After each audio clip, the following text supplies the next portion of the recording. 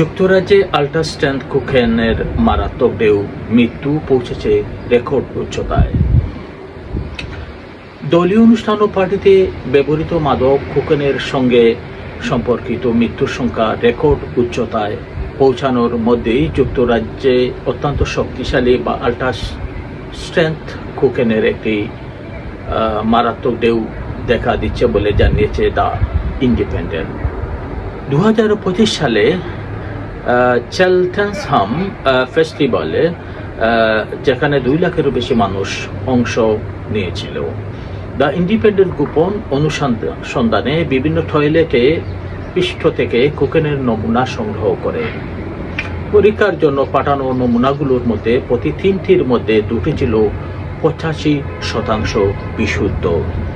যুক্তরাজ্যের সাবেক drugs jar mic stress এ ফলাফলকে অত্যন্ত উদ্বেগজনক বলে মন্তব্য করেন এবং ক্রমবর্ধমান মৃত্যুর হারকে জনস্বাস্থ্য কেলেঙ্কারি আখ্যা দিয়ে সরকারের জরুরি পদক্ষেপ দাবি করেন।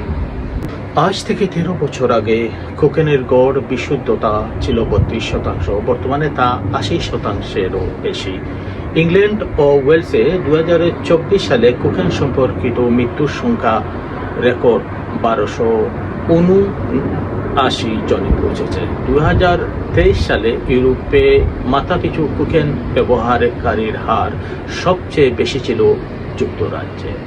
সরকারের ওয়েস্ট ওয়াটার বিশ্লেষণে গত 5 বছরে ইংল্যান্ডে কোকেন ব্যবহারের পরিমাণ 25% বেড়েছে। যুক্তরাজ্যের জাতীয় স্বাস্থ্যসেবা NHS জানিয়েছে কোকেন ব্যবহার করলে হার্ট অ্যাটাক, স্ট্রোক ও খিঁচুনির ঝুঁকি বাড়ে।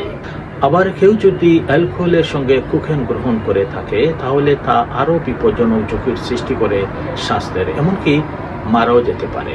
মোহাম্মদ সাজ্জাদ হোসেন নয়ন, BBN টপ মিডিয়া, লন্ডন।